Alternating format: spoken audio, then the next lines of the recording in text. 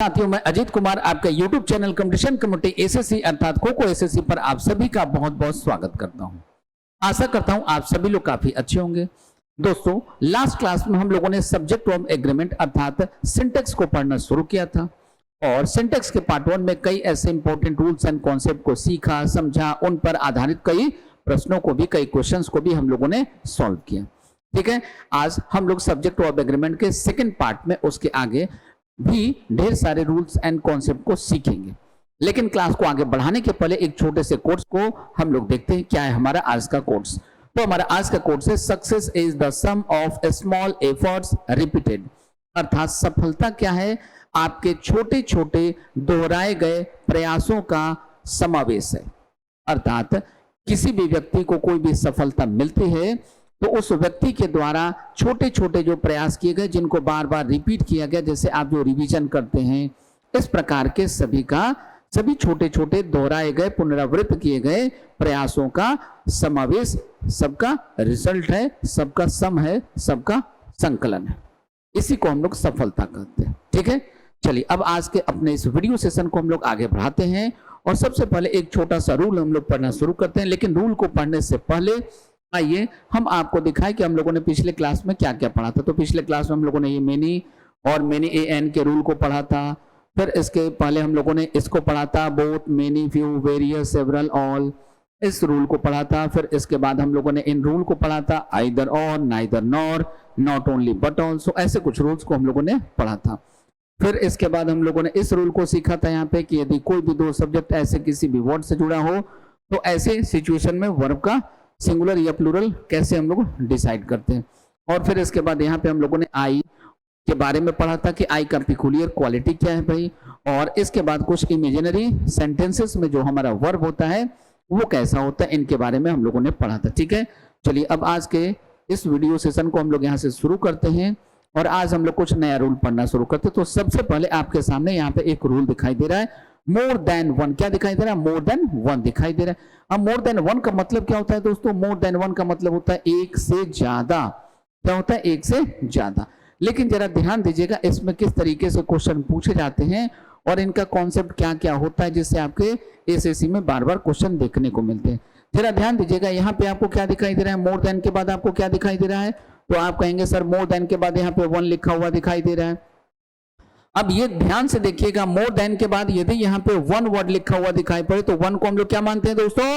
One को हम लोग मानते हैं सिंगुलर। क्या मानते हैं? वन को मानते हैं दोस्तों सिंगुलर। तो यदि मोर देन के बाद यहाँ पे आपको वन लिखा हुआ दिखाई पड़े तो इसके बाद आने वाला सब्जेक्ट हो या वर्ब हो, सबका सब लिखा जाएगा सिंगुलर। लेकिन ध्यान दीजिएगा, मोर देन के बाद यदि ये जो वन लिखा हुआ, वन के प्लेस पे आपको टू लिखा हुआ दिखाई पड़े या थ्री लिखा हुआ दिखाई पड़े, यानी कि वन को छोड़ के कुछ भी दूसरा लिखा हुआ दिखाई पड़े। अब आप में से कोई मजाकिया अंदाज में पूछ सकता है सर क्या यहाँ पे मोर देन जीरो भी आ सकता है? भाई मोर देन वन होगा, टू होगा, थ्री होगा, जीरो तो होगा ही नहीं। ठीक है दोस्तों, तो यहाँ पे जीरो कभी भी पॉसिबल नहीं है, जीरो कभी भी संभव नहीं है। हाँ, जीरो को छोड़ के बाकी सारे डिजिट्स यहाँ पे आ सकते हैं, मोर देन 1, 2, 3, 400, 200, 500, 1000, मिलियन, बिलियन वगैरह वगैरह। ठीक है, तो यदि यहाँ पे वन रहेगा तो इसके बाद आने वाले सब्जेक्ट अर्थात जो नाउन या प्रोनाउन होंगे वो लिखे जाएंगे सिंगुलर, उनके बाद आने वाला वर्ब भी लिखा जाएगा सिंगुलर।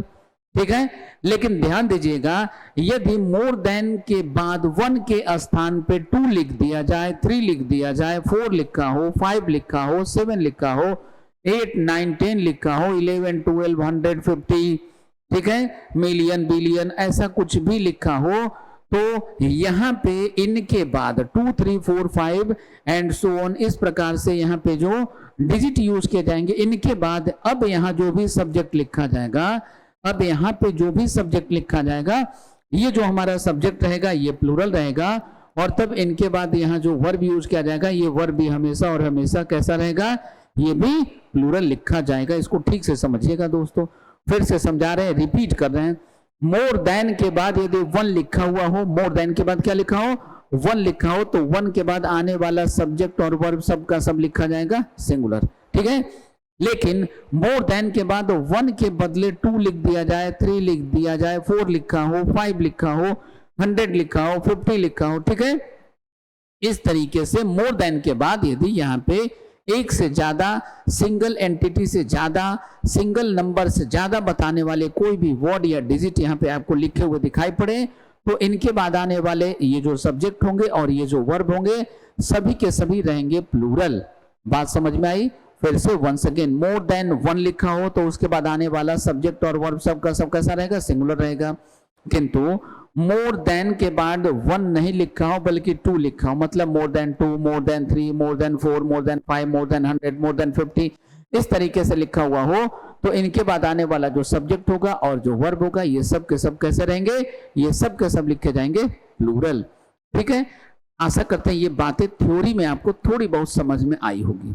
अब चलते हैं इनसे आगे और अब हम लोग यहाँ पे कुछ क्वेश्चन को बनाना शुरू करते हैं। तो देखते हैं क्या है हमारा क्वेश्चन और क्वेश्चन को हम लोग कैसे टैकल करेंगे। तो यहाँ पे देखिए मोर देन आपको दिखाई दिया, यहाँ भी देखिए आपको क्या दिखाई दे रहा है? More than. यहाँ भी क्या दिखाई दे रहा है? मोर देन दिखाई दे रहा है। सब में देखिए मोर देन के बाद वन लिखा है या 2, 3, 4, 5 ऐसा कोई वर्ड लिखा है तो सब में देखिए यहाँ पे क्या है? मोर देन वन। वन के बाद क्या आएगा?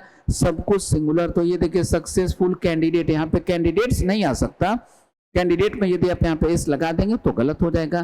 क्यों? क्योंकि मोर देन वन के बाद आने वाले सारी चीजें कैसी होती है? सिंगुलर होती है। तो मोर देन वन सक्सेसफुल कैंडिडेट, ये सही हो गया। अब इसके बाद यहाँ जो वर्ब यूज किया जाएगा ये वर्ब भी लिखा जाएगा सिंगुलर। तो हैव के स्थान पे हम लोग किसका यूज करेंगे? हैव के स्थान पे दोस्तों हम लोग यूज करेंगे हैज का। क्या यूज करेंगे? हैव के स्थान पे हम लोग यूज करेंगे हैज का। तो ये गलती कहां पे थी? ये एरर था हमारे ऑप्शन नंबर बी में। तो इस क्वेश्चन का आंसर हमारा क्या बनेगा? Option number B. ठीक है, नेक्स्ट आगे बढ़ते हैं। क्वेश्चन नंबर 21 में देखिए यहाँ पे क्या लिखा? मोर देन वन। फिर से देखिए यहाँ पे क्या गया? मोर देन के बाद वन लिखा हुआ है। अब आप अलर्ट हो जाइए, अवेयर हो जाइए, क्योंकि इसके बाद जो भी आएगा सब लिखा जाएगा सिंगुलर। अब यहाँ पे देखिए ये कैंडिडेट कैसा है? सिंगुलर है, तो ये तो सही है। अब यहाँ पे ये जो वर्ब है ये है हमारा पास्ट में।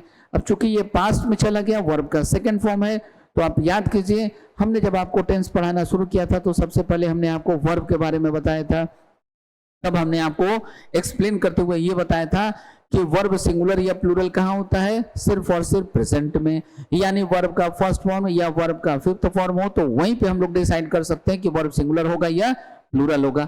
लेकिन वर्ब यदि अपने सेकंड फॉर्म में हो, थर्ड फॉर्म में हो, फोर्थ फॉर्म में हो तो उसको सब्जेक्ट के सिंगुलर या प्लूरल होने से कोई प्रभाव नहीं पड़ता। ठीक है, इसलिए ये जो हेड है ये हमारा वर्ब का सेकंड फॉर्म है।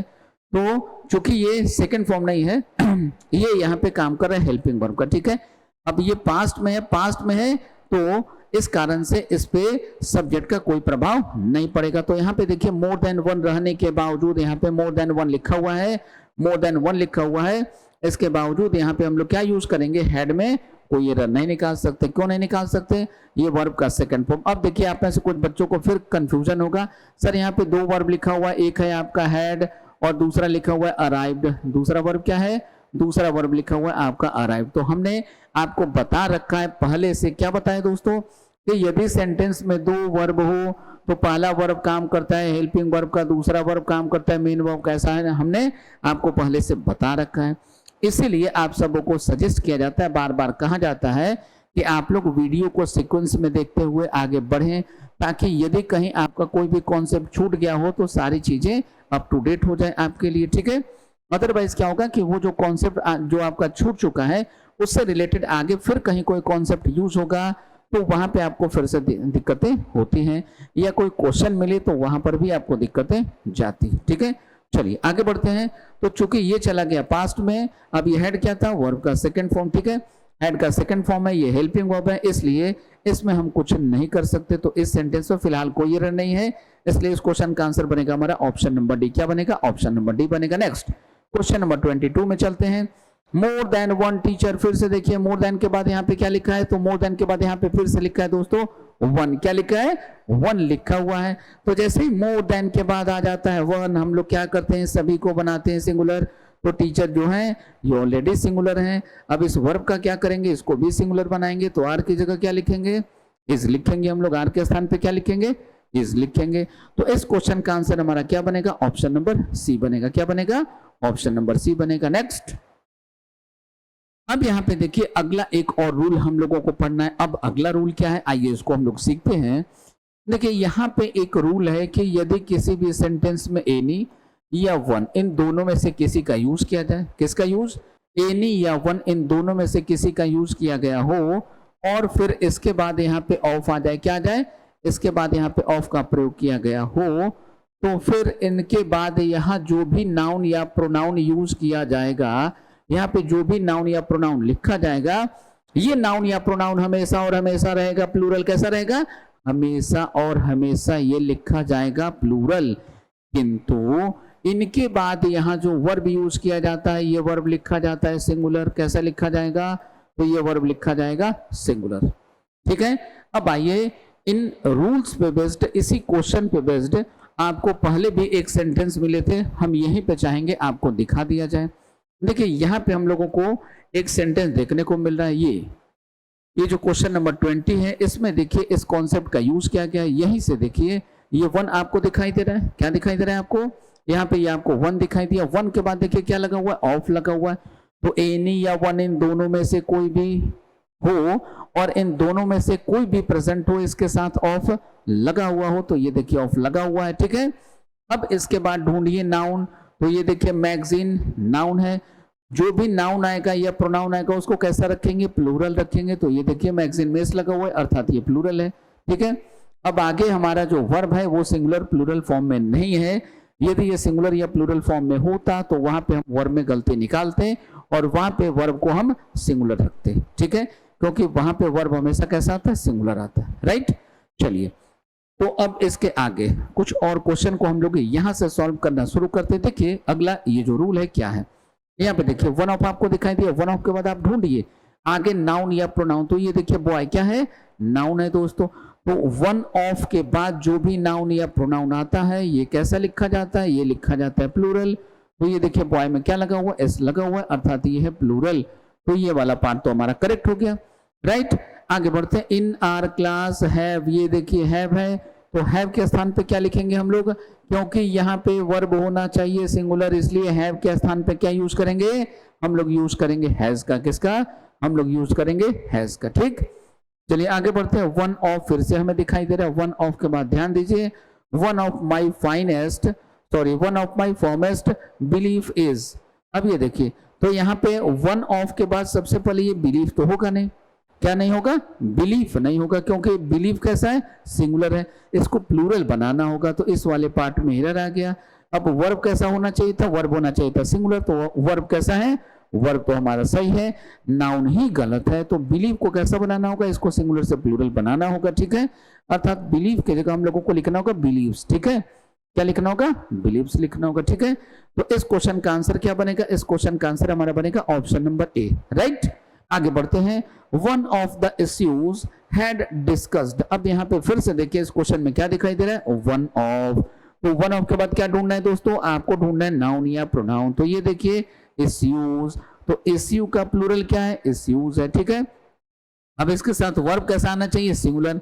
लेकिन ये जो वर्ब है ये कैसा है? ये पास्ट में है, ये वर्ब का सेकंड फॉर्म है। तो हमने थोड़ी देर पहले भी आपको बताया वर्ब जब भी कभी सिंगुलर या प्लूरल होगा तो उसका टेंस क्या होना चाहिए? प्रेजेंट होना चाहिए। अर्थात वर्ब को अपने फर्स्ट फॉर्म में या फिफ्थ फॉर्म में होना चाहिए, तभी हम उसमें कोई भी चेंज कर सकते हैं, तभी हम कह सकते हैं कि ये सिंगुलर होगा या प्लूरल होगा। किंतु वर्ब यदि अपने सेकंड फॉर्म में हो, थर्ड फॉर्म में हो, फोर्थ फॉर्म में हो, तो वहां पे हम लोग वर्ब के फॉर्म में कहीं भी कोई भी चेंज नहीं कर सकते। ठीक है। क्योंकि वर्ब का जो सेकंड फॉर्म होता है, थर्ड फॉर्म होता है, फोर्थ फॉर्म होता है, उसको सब्जेक्ट से कोई मतलब नहीं होता है। इन तीनों का प्रयोग सिंगुलर सब्जेक्ट के साथ भी होता है और प्लूरल सब्जेक्ट के साथ भी होता है। ठीक है। चलिए आगे बढ़े। तो इस क्वेश्चन में कहीं कोई एरर नहीं है, इसलिए इस क्वेश्चन नंबर 25 का हमारा आंसर बनेगा no error, that is option number D. Right. चलिए मजा आ रहा होगा आपको। अब यहां से हम लोगों को पढ़ना है रूल नंबर 8। तो रूल नंबर 8 को हम लोग बाद में पढ़ेंगे। रूल नंबर 8 को पढ़ने के बजाय अब हम लोग यहाँ क्वेश्चन के माध्यम से कुछ कॉन्सेप्ट को सीखेंगे और समझेंगे। कैसे सीखेंगे समझेंगे, आइए इसको हम लोग यहाँ पे जानना शुरू करते हैं। सबसे पहले यहाँ पे देखिए आपको क्या दिखाई दे रहा है? द के साथ ये क्या लगा है? पुअर। पुअर का पार्ट्स ऑफ स्पीच यदि हम आपसे पूछे तो पार्ट्स ऑफ स्पीच इसका क्या होता है? तो पुअर हो गया, रिच हो गया, सिक हो गया, ये सब क्या होते हैं? ब्लैक हो गया, व्हाइट हो गया, ये सब के सब क्या है? तो ये सब के सब होते हैं एडजेक्टिव। क्या होते हैं दोस्तों? एडजेक्टिव होते हैं। अब इनका ग्रामर का कॉन्सेप्ट क्या है? आइए इसको थोड़ा हम लोग यहाँ पे सीखने समझने का प्रयास करते हैं। देखिए इनका ग्रामर का कॉन्सेप्ट है कि कहीं भी आर्टिकल द लगा हो और द के साथ किसी एडजेक्टिव का प्रयोग किया गया हो, या दूसरे शब्दों में कहीं भी किसी भी एडजेक्टिव के पहले आर्टिकल द का प्रयोग किया गया हो, ठीक है, तो इसी का प्रयोग करते हैं हम लोग प्लूरल काउंटेबल नाउन के फॉर्म में। क्या? प्लूरल काउंटेबल नाउन के फॉर्म में इसका यूज करते हैं, प्लूरल काउंटेबल नाउन के फॉर्म में इसका यूज हम लोग करते हैं। अब चूंकि इसका यूज हम लोग करते हैं प्लूरल काउंटेबल नाउन के फॉर्म में, ठीक है, इसलिए अब इनके बाद यहाँ जो वर्ब यूज किया जाता है, ये वर्ब लिखा जाता है प्लूरल। कैसा वर्ब लिखते हैं? तो दोस्तों यहाँ जो वर्ब हम लोग यूज करते हैं, ये वर्ब लिखा जाता है प्लूरल। फिर से समझिए, द प्लस एडजेक्टिव के बाद आने वाला जो वर्ब होता है वो लिखा जाता है हमेशा और हमेशा प्लूरल। कैसा लिखा जाता है? वो वर्ब हमेशा और हमेशा लिखा जाता है प्लूरल फॉर्म में, राइट। अब यहाँ पे इसके कई कॉन्सेप्ट हैं। ये सबसे पहला कॉन्सेप्ट था जिसपे आपको यहाँ पे क्वेश्चन दिखाई दे रहा है। तो अब आइए यहाँ पे हम लोग सीखते हैं। ये देखिए द प्लस पुअर, यानी कि द प्लस एडजेक्टिव है। अभी जो द प्लस एडजेक्टिव आपको दिखाई दे रहा है, ये जो आपको द प्लस एडजेक्टिव दिखाई दे रहा है, ये क्या दिखाई दे रहा है? आर्टिकल द प्लस एडजेक्टिव आपको जो दिखाई दे रहा है, इसको क्या मानते हैं हम लोग? इसी को मानते हैं प्लूरल नाउन। क्या मानते हैं? प्लूरल नाउन मानते हैं। इसलिए इसके साथ वर्ब यूज करते हैं प्लूरल। कैसा वर्ब यूज करते हैं? इसके साथ हम लोग वर्ब यूज करते हैं प्लूरल, राइट। तो अब ये जो वर्ब लिखा हुआ है, ये वर्ब कैसा है हमारा? ये वर्ब है हमारा सिंगुलर। तो इस वर्ब को कैसा बना देंगे? प्लूरल। तो इसके स्थान पे हम लोगों को क्या लिखना होगा? इसके स्थान पे हम लोगों को लिखना होगा आर। क्या लिखना होगा? इसकी जगह लिखेंगे हम लोग आर, राइट। चलते हैं अगले क्वेश्चन की तरफ। अगले क्वेश्चन में देखिए आपको यहाँ पे दिखाई दे रहा है मेजॉरिटी। क्या दिखाई दे रहा है? मेजॉरिटी वर्ड लिखा हुआ दिखाई दे रहा है। अब मेजॉरिटी का क्या कॉन्सेप्ट है, आइए इसको हम लोग समझना यहाँ पे शुरू करते हैं। देखिए मेजॉरिटी का क्या रूल है, इसके लिए हम आपको लेकर चलते हैं इस पेज में। देखिए मेजॉरिटी का रूल क्या होता है, आपको कहीं भी मेजॉरिटी के साथ आर्टिकल ए दिखाई पड़े या आर्टिकल द दिखाई पड़े, यानी कि दूसरे शब्दों में कह सकते हैं आर्टिकल ए या आर्टिकल द, दोनों में से कोई भी लिखा हो, इनके बाद यदि यहाँ पे मेजॉरिटी वर्ड का यूज किया गया हो, किसका? मेजॉरिटी वर्ड का यूज किया गया हो, और मेजॉरिटी के बाद यहाँ पे आप देखेंगे प्रीपोजिशन ऑफ का यूज किया गया हो, अर्थात आपको लिखा हुआ दिखाई पड़े a majority of, the majority of, तो इनके बाद अब यहाँ पे जो भी सब्जेक्ट लिखा जाएगा, अर्थात जो भी यहाँ पे नाउन या प्रोनाउन आएगा, और इनके बाद यहाँ पे जो भी वर्ब यूज किया जाएगा, ये सब के सब लिखे जाएंगे प्लूरल। कैसे लिखे जाएंगे? प्लूरल लिखे जाते हैं। इन सबों को प्लूरल होना पड़ेगा, ठीक है। लेकिन यदि मेजॉरिटी के साथ ऑफ नहीं लिखा हो, अ मेजॉरिटी लिखा हो, द मेजॉरिटी लिखा हो, यहाँ पे ऑफ नहीं लगा हो, तो इनके बाद आने वाले सभी चीजें रहती है सिंगुलर। कैसी रहती है? इनके बाद आने वाली सभी चीजें रहती है सिंगुलर, ठीक है। चलिए अब चलते हैं हम लोग क्वेश्चन में। अब यहाँ पे देखिए आपको जो क्वेश्चन दिखाई दे रहा है, इस क्वेश्चन में यहाँ पे आपको सबसे पहले क्या दिखाई दे रहा है? मेजॉरिटी आपको दिखाई दे रहा है। अब यहाँ पे आपको ये क्या दिखाई दे रहा है? मेजॉरिटी दिखाई दे रहा है। मेजॉरिटी के पहले क्या लगा है? आर्टिकल द लगा है। आर्टिकल ए या द से मेजॉरिटी के पहले, फिर से समझिए, मेजॉरिटी के पहले आर्टिकल ए लगा हो या आर्टिकल द लगा हो, इससे कहीं कोई फर्क नहीं पड़ता, राइट। अब फर्क कहां पड़ता है? यहां से मेजॉरिटी ऑफ के पहले, और मेजॉरिटी ऑफ के बाद या द मेजॉरिटी ऑफ के बाद यदि प्रीपोजिशन ऑफ का प्रयोग किया गया हो, तो इसके बाद आने वाले जो सब्जेक्ट होंगे, जो वर्ब होंगे, ये दोनों के दोनों कैसे रखे जाते हैं? प्लूरल रखे जाते हैं।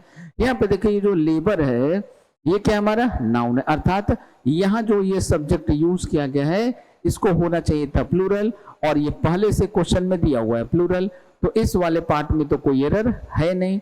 आगे बढ़ते हैं। अब वर्ब भी होना चाहिए था प्लूरल, जबकि वर्ब यहाँ पे हम लोगों को दिखाई दे रहा है सिंगुलर, तो इस वर्ब को हम लोग क्या करेंगे? सिंगुलर से चेंज करके प्लूरल में कन्वर्ट कर देंगे। तो इसके स्थान पे हम लोगों को क्या लिखना होगा? इसके स्थान पे हम लोगों को लिखना होगा आर। क्या लिखना होगा? आर का प्रयोग करना होगा। नेक्स्ट अगला क्वेश्चन देखिए क्या है? The decisions to open.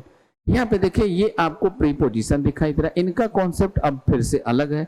इनका क्या कॉन्सेप्ट है, आइए सीखते हैं।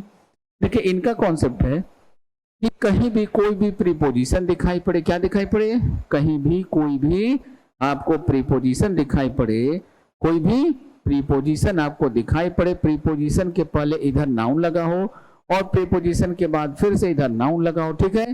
तो अब यहाँ पे जो वर्ब यूज करते हैं, ये वर्ब एग्री करता है पहले वाले सब्जेक्ट के अकॉर्डिंग, अर्थात प्रीपोजिशन के पहले या प्रीपोजिशन के लेफ्ट साइड में जो भी हमारा नाउन या प्रोनाउन लिखा होता है उस पहले वाले नाउन या प्रोनाउन के अकॉर्डिंग ही हमारा वर्ब एग्री करता है।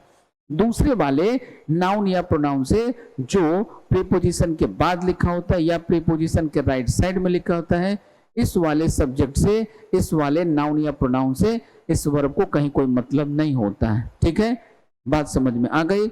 यही कॉन्सेप्ट हम लोग यूज करेंगे इस क्वेश्चन में। अब यहाँ पे देखिए हम लोगों को जो दिखाई दे रहा है, यहाँ पे क्या दिख रहा है, यहाँ पे आपको दिखाई दे रहा है प्रीपोजिशन टू। क्या दिखाई दे रहा है, तो यहाँ पे आपको दिखाई दे रहा है दोस्तों प्रीपोजिशन टू का प्रयोग। अब प्रीपोजिशन टू के पहले देखिए क्या लिखा है, द डिसीजंस। डिसीजन के लास्ट में क्या लगा हुआ, एस लगा हुआ, अर्थात डिसीजन जो है ये कैसे लिखा हुआ, डिसीजन लिखा हुआ अपने प्लूरल फॉर्म में। कैसा डिसीजन लिखा है, अपने प्लूरल फॉर्म में। तो डिसीजन चूंकि अपने प्लूरल फॉर्म में लिखा हुआ है इसलिए।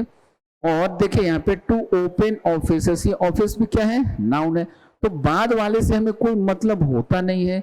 प्रीपोजिशन के पहले जो लिखा है वो यदि प्लूरल है तो वर्ब रहेगा प्लूरल, प्रीपोजिशन के पहले जो लिखा है वो यदि सिंगुलर रहेगा तो वर्ब लेगा सिंगुलर, राइट। अब आ जाइए, तो डिसीजन कैसा था, प्लूरल, तो इसलिए वर्ब कैसा लेंगे, वर्ब हम लोग रखेंगे प्लूरल। तो यहाँ पे देखिए वर्ब कैसा लिखा है, वर्ब लिखा हुआ है, तो वर्ब में कहीं कोई गलती नहीं है। तो इस कारण से इस क्वेश्चन का आंसर हमारा बनेगा दोस्तों ऑप्शन नंबर डी। क्या बनेगा, इस क्वेश्चन का आंसर हमारा बन जाएगा ऑप्शन नंबर डी। नेक्स्ट, अब यहाँ पे कुछ और नए कॉन्सेप्ट हम लोगों को सीखने होंगे, तभी हम लोग परसेंटेज का क्वेश्चन बना पाएंगे, तभी हम लोग रिक्वेस्ट का बना पाएंगे। ठीक है, तो रिक्वेस्ट को हम लोग बना सकते हैं, कैसे बना सकते हैं, देखिए ध्यान से। ये आपको क्या दिखाई दे रहा है, प्रीपोजिशन। प्रीपोजिशन के पहले ये क्या है, सब्जेक्ट है। ठीक है, रिक्वेस्ट क्या है भाई, तो नाउन है, एब्स्ट्रैक्ट नाउन है। ठीक है, प्रीपोजिशन के बाद देखिए फिर से इधर कोई नाउन लिखा है। अब प्रीपोजिशन के बाद जो लिखा है ये कैसा लिखा है, प्लूरल, लेकिन ये जो प्रीपोजिशन के पहले लिखा है ये कैसा है, ये हमारा सिंगुलर। कैसा है, रिक्वेस्ट कैसा है, सिंगुलर है। तो जो प्रीपोजिशन के पहले सब्जेक्ट लिखा होता है, अर्थात किसी भी प्रीपोजिशन के पहले जो नाउन या प्रोनाउन आता है, वर्ब इसी पहले वाले नाउन या प्रोनाउन के अकॉर्डिंग सिंगुलर या प्लूरल होता है। अर्थात ये पहला वाला सिंगुलर तो ये वर्ब सिंगुलर, ये प्लूरल तो ये वर्ब प्लूरल, राइट। बात समझ में आ रही है दोस्तों। चलिए, तो इसी तरीके से आप भी मुस्कुराते रहिए और हम लोग साथ साथ क्वेश्चन को सॉल्व करते रहें। चलिए, तो इस क्वेश्चन का आंसर हमारा क्या बनेगा, द रिक्वेस्ट ऑफ, रिक्वेस्ट था सिंगुलर इसलिए वर्ब लेगा सिंगुलर। तो आगे आइए, वर्ब को हम लोग चेक करें, the request of workers union. अब ये देखिए वर्कर्स यूनियन, ये पूरा कंपाउंड नाउन है। ठीक है, दैट देयर वेजेस। अब देखिए यहाँ पे एक और कॉन्सेप्ट है, ये जो वेज होता है ना, इसका सेंटेंस में यूज दो प्रकार से किया जाता है। इस तरीके से सेंटेंस में वेज का प्रयोग दो प्रकार से किया जाता है दोस्तों, ध्यान से सीखिएगा इसको। ये देखिए, वेज में हमेशा एस लगा रहेगा। ठीक है, वेज में हमेशा एस लगा रहेगा। अब इसका प्रयोग दो प्रकार से होता है। इसका प्रयोग यदि दंड, सजा या पनिशमेंट, इस मीनिंग में किया जाए, पनिशमेंट के सेंस में किया जाए, पनिशमेंट के सेंस में किया जाए, तो ये कैसा रहेगा, इसी को मानते हैं सिंगुलर, तो इसी को मानते हैं हम लोग सिंगुलर, और इसके साथ वर्ब भी यूज करते हैं सिंगुलर। कैसा मानेंगे, सिंगुलर, और इसी के साथ वर्ब यूज करेंगे हम लोग सिंगुलर। बात समझ में आ गई। लेकिन अगला देखिए, अगला कॉन्सेप्ट है, यदि इसका प्रयोग पेमेंट के तौर पे किया जाए, किस सेंस में, पेमेंट के सेंस में किया जाए, लेबर चार्ज के रूप में किया जाए, लेबर चार्ज के रूप में किया जाए, तो फिर इसी को मानते हैं हम लोग प्लूरल, और इसके साथ वर्ब भी यूज करते हैं प्लूरल। क्या मानते हैं दोस्तों, तो इसको मानते हैं हम लोग प्लूरल, और इसके साथ वर्ब भी यूज करते हैं प्लूरल। बातों को ठीक से समझिएगा। ठीक है, अब यहाँ देखिए, तो क्या बताया, क्या देयर वेजेस शुड बी, यानी कि उनका जो मेहनताना है, उनकी जो मजदूरी है, उनकी जो सैलरी है, यानी लेबर चार्ज के सेंस में यहाँ पे यूज किया जा रहा है, तो फिर इसी को हम लोग मानते हैं प्लूरल। अब ये देखिए, ये शुड क्या है, शुड है मॉडल वर्ब। तो कोई भी जो मॉडल वर्ब होता है उसके सब्जेक्ट के सिंगुलर या प्लूरल होने से कहीं कोई फर्क नहीं पड़ता है। ठीक है, तो ये वाला पार्ट हमारा करेक्ट हो गया। आगे देखिए, इनक्रीज्ड वर सपोर्टेड। अब ये देखिए, ये या तो वॉज हो सकता है, या तो वर हो सकता है, या तो वॉज या तो वर, यही होगा। अब ये जो वॉज वर का प्रयोग किया गया, ये आया किसके लिए है, तो ये आया है दोस्तों रिक्वेस्ट के लिए। जरा ध्यान से देखिए, यहां से लेके ये देखिए, ये क्या होता है, तो ये हमारा ऑब्जेक्ट होता है। ठीक है, और ये देखिए दैट से लेके शुड बी इंक्रीज, दैट से लेके शुड बी इंक्रीज, ये पूरा का पूरा क्या, ये है आपका डिस्क्राइबिंग एलिमेंट। क्या है दोस्तों, ये है डिस्क्राइबिंग एलिमेंट। इसको दैट से लेके that their wages should be increased, ये पूरा का पूरा क्या है, ये पूरा का पूरा है हमारा डिस्क्राइबिंग एलिमेंट। और किसी भी सेंटेंस का जो डिस्क्राइबिंग एलिमेंट होता है वो कभी भी किसी भी सेंटेंस का सब्जेक्ट नहीं हो सकता, यानी कि डिस्क्राइबिंग एलिमेंट कभी भी सब्जेक्ट का काम नहीं करता है। बात समझ में आ गई दोस्तों? तो ये कभी भी किसी भी सब्जेक्ट का रोल प्ले नहीं करता है। चूंकि ये सब्जेक्ट का रोल प्ले नहीं करता है इसलिए हम लोग इसको यहां से कैंसिल कर देंगे। ठीक है, अब इस वर्क का यूज किसके लिए किया गया, रिक्वेस्ट के लिए किया गया। ठीक है, अब आप में से कुछ बच्चों के मन में ख्याल आ सकता है द वर्कर यूनियन भी तो हो सकता है सर, इस वर्क का प्रयोग इसके लिए भी किया जा सकता है। दोस्तों इसके बारे में हमने आपको पहले से बता रखा है कि यदि किसी प्रीपोजिशन के पहले यहाँ पे कोई सब्जेक्ट आए, प्रीपोजिशन के बाद में यहाँ पे कोई नाउन या प्रोनाउन आए, तो प्रीपोजिशन के बाद यहाँ जो भी नाउन या प्रोनाउन आता है ये इस प्रीपोजिशन का ऑब्जेक्ट होता है। क्या होता है, ये इस प्रीपोजिशन का ऑब्जेक्ट होता है और ऑब्जेक्ट कभी भी सब्जेक्ट नहीं होता, इसलिए ये कैंसिल हो गया। अब वर्ब कभी भी इसके अकॉर्डिंग होता नहीं है, वर्ब किसके अकॉर्डिंग होगा, वर्ब हमेशा इसके अकॉर्डिंग होता है। बात समझ में आ गई दोस्तों? ये जो वर्ब होगा ये हमेशा प्रीपोजिशन के पहले वाले नाउन या प्रोनाउन के अकॉर्डिंग ही एग्री करता है। ठीक है, इसलिए ये जो वर्ब का प्रयोग किया गया ये किसके लिए, रिक्वेस्ट के लिए। अब रिक्वेस्ट हमारा कैसा था, तो रिक्वेस्ट था हमारा सिंगुलर। रिक्वेस्ट कैसा था, रिक्वेस्ट था हमारा सिंगुलर, तो वर्ब कैसा लेगा, सिंगुलर। इसलिए वर्ब का प्रयोग यहाँ पे गलत हो गया, क्योंकि यहाँ पे जो क्रिया आएगी, यहाँ जो वर्ब आएगी वो रिक्वेस्ट के अकॉर्डिंग होगी, और चूंकि रिक्वेस्ट है हमारा सिंगुलर इसलिए वर्ब हम यूज करेंगे सिंगुलर। कैसा वर्ब यूज करेंगे, तो हम वर्ब भी यूज करेंगे सिंगुलर, राइट।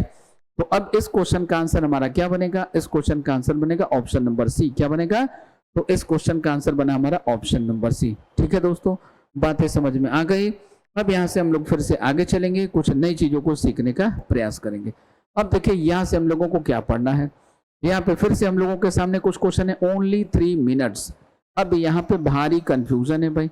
देखिए ओनली का प्रयोग यदि किसी भी प्लूरल नाउन के साथ, प्लूरल शब्द के साथ कर लिया जाए तो उसको पूरा का पूरा एक सिंगल यूनिट माना जाता है। क्या माना जाता है, उन सभी को, पूरे के पूरे ग्रुप को एक सिंगुलर यूनिट माना जाता है, एक सिंगल एंटिटी माना जाता है, और इसलिए इनके बाद आने वाला जो वर्ब होता है वो लिखा जाता है सिंगुलर। कैसे लिखा जाता है, उसको हम लोग लिखते हैं सिंगुलर। ठीक है, आ जाइए सीखिए हम लोग यहाँ पे।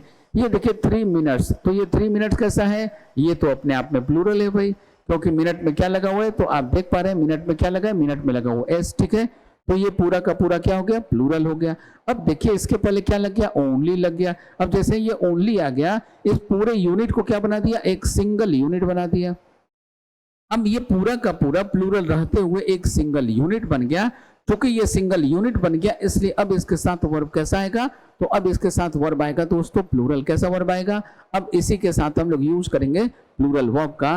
तो यहाँ पे सॉरी, इसी के साथ हम लोग यूज करेंगे सिंगुलर वर्ब का। क्यों, क्योंकि ये सिंगुलर यूनिटी या सिंगुलर एंटिटी बन जाता है, सिंगल यूनिट बन जाता है, इसलिए वर्ब इसके साथ यूज करते हैं सिंगुलर। तो आर के स्थान पे क्या यूज करेंगे, आर के स्थान पे दोस्तों हम लोग यूज करेंगे इसका। किसका, आर के स्थान पे दोस्तों हम लोग यूज करेंगे वर्ब इसका, राइट। चलिए आगे बढ़ते हैं अगले क्वेश्चन में, और यहाँ पे देखें हम लोग क्या आंसर है हम लोगों का। हम लोगों को बताना था इस क्वेश्चन में कि किस पार्ट में एरर है। तो यहाँ पे देखिए आर अलाउड वाले पार्ट में एरर था। ये पार्ट कहाँ पे लिखा है, ये लिखा है ऑप्शन नंबर डी में। तो इस क्वेश्चन का हमारा आंसर बन जाएगा ऑप्शन नंबर डी, राइट। बात समझ में आ गई होगी। यदि नहीं समझ में आए या आपको कुछ भी समझने में दिक्कत आए तो आप YouTube के कमेंट बॉक्स में कमेंट कर सकते हैं। ठीक है, चलिए आगे बढ़ते हैं। यहाँ पे देखिए फिर से आपको कुछ ऐसा ही वर्ड दिखाई दे रहा है, 100 रुपीज। अब ये क्या हो रहा है भाई, ये पता चल ही नहीं रहा है हम लोगों को। इसको ठीक से समझिएगा दोस्तों। ये देखिए ये क्या है, ये हमारा वर्ब है। 100 rupees is too much for this bag. इस बैग के लिए 100 रुपए बहुत ज्यादा है।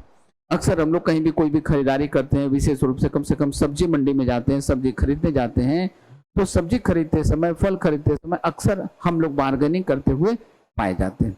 ठीक है, वो भी क्यों नहीं, 2-4 पैसे बच जाए तो किसको बुरा लगता है। ठीक है, चलिए तो सेविंग किसी अच्छी बात है, लेकिन उस सेविंग का यूज सही जगह पे होना भी चाहिए। अब सीखिएगा यहाँ पे क्या है।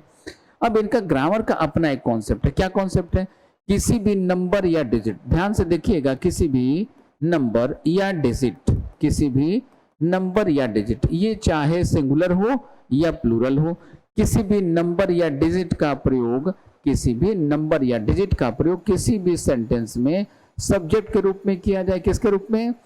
किसी भी नंबर या डिजिट का प्रयोग, चाहे वो नंबर या डिजिट सिंगुलर हो या वो प्लूरल हो, यदि उनका प्रयोग किसी भी सेंटेंस में सब्जेक्ट के रूप में कहीं भी किया जाए तो हम लोग इसी को मानते हैं सिंगुलर। क्या मानते हैं दोस्तों? इसी को मानते हैं सिंगुलर। क्यों? क्योंकि ये पूरा का पूरा एक साथ एक सिंगल यूनिट के रूप में यूज किया जाता है, और सिंगल यूनिट के रूप में यूज किया जाए तो फिर से हम लोग इसको मानते हैं सिंगुलर, और इसीलिए इसके साथ हम लोग वर्ब यूज करते हैं सिंगुलर। क्या मानते हैं दोस्तों? तो मानते हैं इसको सिंगुलर, वर्ब यूज करते हैं सिंगुलर, राइट। चलिए, तो यहाँ पे देखिए, ये जो 100 रुपीज लिखा हुआ था ये अपने आप में प्लूरल होता है। क्या होता है? 100 रुपए, ये क्या हो गया? अपने आप में प्लूरल हो गया। लेकिन चूंकि ये इस सेंटेंस में, इस दिए गए क्वेश्चन के सेंटेंस में ये काम कर रहा है, यहाँ पे सब्जेक्ट का किसका काम कर रहा है? तो ये काम कर रहा है दोस्तों सब्जेक्ट का। अब चूंकि ये इस दिए गए सेंटेंस में सब्जेक्ट का रोल प्ले कर रहा है, इसलिए इसके साथ हम लोग वर्ब कैसा यूज करेंगे? इसके साथ हम लोग वर्ब यूज करेंगे सिंगुलर। तो यहाँ पे देखिए, ये जो वर्ब आपको गिवन है, ये वर्ब कैसा है? ये वर्ब ऑलरेडी गिवन है दोस्तों, सिंगुलर। ठीक है, तो इस क्वेश्चन में कहीं कोई गलती नहीं है। इस क्वेश्चन का आंसर बन जाएगा हमारा no error, that is option number D. क्या बनेगा? No error, that is option number D बनेगा दोस्तों। ठीक है, तो हमारा आंसर क्या बन गया? आंसर बन गया ऑप्शन नंबर डी। नेक्स्ट आगे बढ़ते हैं अगले क्वेश्चन की तरफ। अगले क्वेश्चन में देखिए फिर से इसी कॉन्सेप्ट का यूज किया गया है। यहाँ पे देखिए $95, ये देखिए $95। अब $95 क्या हो गया भाई? अपने आप में प्लूरल है। $95 क्या है? अपने आप में प्लूरल नंबर को एक्सप्रेस करता है। लेकिन इस सेंटेंस में $95 is what it would cost to buy the new Pixel phone. ठीक है, अब यहाँ पे देखिए $95 का यूज किया जा रहा है किसी नए पिक्सल फोन को खरीदने के लिए। ये इस दिए गए क्वेश्चन के सेंटेंस में ये जो $95 है, ये अपने आप में प्लूरल होते हुए भी काम किसका कर रहा है? काम कर रहा है ये सब्जेक्ट का। किसका काम कर रहा है दोस्तों? तो ये काम कर रहा है सब्जेक्ट का। अब चूंकि ये दिए गए सेंटेंस में सब्जेक्ट का रोल प्ले कर रहा है, और हमने क्या बताया आपको कि कोई भी नंबर हो, डिजिट हो, वो अपने आप में प्लूरल ही क्यों ना हो, लेकिन उसका प्रयोग किसी भी सेंटेंस में सब्जेक्ट के रूप में किया जाए तो हम लोग इसको मानते हैं प्लूरल, और सॉरी हम लोग इसको मानते हैं सिंगुलर, और वर्ब यूज करते हैं सिंगुलर। क्यों सिंगुलर मानते हैं दोस्तों? तो इसका रीजन भी हमने आपको बताया, क्योंकि इसका प्रयोग यहाँ पे इसका प्रयोग किया जाता है सिंगल एंटिटी के रूप में, सिंगल यूनिट के रूप में। तो सिंगल यूनिट जैसा ही हो गया, अब ये हो गया सिंगुलर, इसलिए वर्ब लेता है सिंगल। ठीक है, तो होता भी है सिंगुलर, वर्ब भी लेता है सिंगुलर। ठीक है, तो अब देखिए यहाँ पे ये जो वर्ब यूज किया गया, वर्ब कैसा है? वर्ब भी लिखा हुआ है सिंगुलर, तो इसमें कहीं कोई एरर है ही नहीं। तो इस सेंटेंस में कहीं कोई एरर नहीं है, कहीं कोई गलती नहीं है। इस कारण से हम इस क्वेश्चन का आंसर क्या बताएंगे? हमसे पूछा जाएगा तो हम लोग इस क्वेश्चन का आंसर बताएंगे नो एरर। क्या बताएंगे? No error. जबकि देखिए सामान्य जनमानस के अकॉर्डिंग, सामान्य विचारधारा के अकॉर्डिंग हम लोग क्या करते हैं, जहां कहीं भी वर्ब हो, जैसे ये वर्ब है तो इस वर्ब के नियरेस्ट देखते हैं कौन सा नाउन या प्रोनाउन लिखा है। तो यहाँ पे डॉलर लिखा है, डॉलर के लास्ट में क्या लगा हुआ है? तो डॉलर के लास्ट में लगा हुआ है। और हम में से ज्यादातर लोग यही गलतियां करते हैं, जहां कहीं भी वर्ब का यूज करना हो, वर्ब के ठीक पहले देख लो यहाँ पे जो भी नाउन या प्रोनाउन लिखा हो, ये यदि प्लूरल तो वर्ब को प्लूरल, ये यदि सिंगुलर तो वर्ब को सिंगुलर। जबकि ये कॉन्सेप्ट आपको यूज करने की कहीं कोई जरूरत ही नहीं है। सब्जेक्ट वर्ब एग्रीमेंट में हम लोग यही तो पढ़ते हैं, कब हमें वर्ब को सिंगुलर रखना है, कब हमें वर्ब को प्लूरल रखना है। ठीक है दोस्तों, बातें समझ में आ गई। तो इस क्वेश्चन का आंसर क्या बनेगा? Option number D, that is no error. ठीक है, आगे बढ़ते हैं, देखते हैं इसके आगे हम लोगों को क्या पढ़ना है। फिर देखिए यहाँ पे वही कॉन्सेप्ट यूज हो रहा है 40 मिनट्स। अब ये देखिए ये जो 40 मिनट्स है ये अपने आप में प्लूरल है। Is a very long coffee break, 45 minute का जो ब्रेक है कॉफी का, ये एक बहुत ही लंबा ब्रेक है, ऐसा यहाँ पे बताया गया। अब ये देखिए फिर से इसको आप नोटिस कीजिए, ध्यान दीजिए। 40 मिनट्स जो हैं ये अपने आप में प्लूरल नंबर है, ठीक है, लेकिन यहाँ पे सेंटेंस में ये किसका काम कर रहा है? ये काम कर रहा है यहाँ पे सब्जेक्ट का। किसका काम कर रहा है दोस्तों? तो ये काम कर रहा है सब्जेक्ट का। चूंकि ये सब्जेक्ट का रोल प्ले कर रहा है, किसका? क्योंकि ये सेंटेंस में सब्जेक्ट का रोल प्ले कर रहा है, इसलिए इसी को हम लोग मानेंगे सिंगुलर। क्यों? क्योंकि ये यहाँ पे यूज किया जाता है सिंगल यूनिट के रूप में, सिंगल एंटिटी के रूप में, इसीलिए इसको मानते हैं सिंगुलर और इसी कारण से इसके साथ वर्ब यूज करते हैं सिंगुलर। ठीक है, इसीलिए यहाँ पे देखिए जो वर्ब यूज किया गया, ये वर्ब ऑलरेडी लिखा हुआ है सिंगुलर, चूंकि ये होता भी है सिंगुलर, वर्ब भी लिया है सिंगुलर, लेता भी है सिंगुलर, तो इस क्वेश्चन में यहाँ पे कहीं कोई एरर नहीं है। तो यहाँ पे हम लोगों को नो सब्स्टिट्यूशन रिक्वायर्ड करना होगा आंसर, अर्थात इस क्वेश्चन का आंसर हम लोगों को करना होगा ऑप्शन नंबर डी। क्या करना होगा दोस्तों? ऑप्शन नंबर डी करना होगा। आइए देखते हैं अगला क्वेश्चन क्या है। अगला क्वेश्चन फिर कुछ ऐसा ही है हम लोगों के सामने। ये देखिए $5 क्या लिखा हुआ है? $5। फिर से $5 क्या है? अपने आप में एक प्लूरल नंबर है। ठीक है, प्लूरल नंबर है, लेकिन चूंकि इसका यूज यहाँ पे फिर से सेंटेंस में कर लिया गया सब्जेक्ट के रूप में, और चूंकि ये सब्जेक्ट के रूप में यूज कर लिया गया, इसलिए इसी को मानेंगे सिंगल यूनिट। क्या मानते हैं इसको? सिंगल यूनिट मानते हैं। सिंगल यूनिट होने के कारण इसी को मानते हैं सिंगुलर। क्या मानते हैं? सिंगुलर। वर्ब देते हैं सिंगुलर। तो यहाँ पे जो वर्ब यूज किया गया है आर, इस आर के स्थान पे हम लोग क्या यूज करेंगे? इस आर के स्थान पे हम लोग यूज करेंगे दोस्तों वर्ब इज का। किसका? वर्ब इज का। तो ये एरर कहाँ पे? ये एरर था हमारा ऑप्शन नंबर बी में। कहाँ पे? ऑप्शन नंबर बी में। तो इस क्वेश्चन का करेक्ट आंसर बन जाएगा ऑप्शन नंबर बी। ठीक है दोस्तों, एकदम आसान है, एकदम आसान। आपको बस कॉन्सेप्ट समझने की जरूरत है। क्या समझने की जरूरत है? कॉन्सेप्ट को आपको सही तरीके से समझने की जरूरत है। रटने की कहीं कोई जरूरत नहीं है, बिल्कुल भी नहीं रटना है, लेकिन आपको कॉन्सेप्ट को अच्छे तरीके से समझते हुए आगे बढ़ना चाहिए। यहाँ देखिए 70 पीपल, ये देखिए 70 पीपल। अब ये क्या हो गया? 70 लोग हैं। ये कोई नंबर या डिजिट नहीं है, ये कोई नंबर या डिजिट नहीं है, बल्कि यहाँ क्या आ गए? पीपल आ गए। तो वो रूल यहाँ पे अप्लाई नहीं होता। ठीक है, 70 पीपल मतलब एक से ज्यादा लोग हो गए। जैसे ही एक से ज्यादा लोग हो गए तो अब यही हो गया प्लूरल, इसलिए वो अब लेगा प्लूरल। तो इस क्वेश्चन में भी कहीं कोई एरर नहीं है। क्यों? क्योंकि लीव क्या है भाई? ये है वर्ब का फर्स्ट फॉर्म, और वर्ब का जो फर्स्ट फॉर्म होता है ये हमेशा और हमेशा होता है प्लूरल। तो यहाँ पे ना तो सब्जेक्ट में कोई गलती है और ना ही वर्ब में कोई गलती है। तो इस कारण से इस क्वेश्चन का आंसर भी हमारा क्या बनेगा? ऑप्शन नंबर डी बनेगा, दैट इज नो एरर बनेगा। राइट, आगे बढ़ते हैं दोस्तों। अब यहाँ पे देखिए मेनी लॉस्ट कैट्स, यहां से हम लोग पढ़ना शुरू करेंगे अपने अगले क्लास में, क्योंकि यहां से फिर कुछ नए कॉन्सेप्ट को हम लोग पढ़ेंगे और नए कॉन्सेप्ट को पढ़ के फिर इनके आगे हम लोग काम करना शुरू करेंगे। ठीक है, क्योंकि इस तरीके के मेनी या मेनी ए एन के कॉन्सेप्ट को हम लोगों ने अपने सब्जेक्ट वर्ब एग्रीमेंट के फर्स्ट पार्ट में भी पढ़ा था। ठीक है, तो कुल मिला के ये क्वेश्चन काफी इजी है, काफी आसान है। अब फिर यहाँ से आगे निकलेंगे हम लोग और आगे के और भी बहुत सारे जो सब्जेक्ट वर्ब एग्रीमेंट के हम लोगों के बचे हुए रूल्स एंड कॉन्सेप्ट हैं, उनको हम लोग सीखने समझने का प्रयास करेंगे अपने अगले वीडियो में। तो हम लोग मिलते हैं अपने अगले वीडियो में, तब तक के लिए जय हिंद, जय भारत। अगर आप चाहते हैं अपने कैरियर को एक नई दिशा देना और सुनहरे भविष्य को साकार करना, तो जुड़िए कंपटीशन कम्युनिटी के साथ। आज ही हमारे वेबसाइट के कैरियर पेज पर विजिट करें अथवा डिस्क्रिप्शन बॉक्स पर दिए गए लिंक पर क्लिक करें। हमेशा आपके साथ टीम कोको।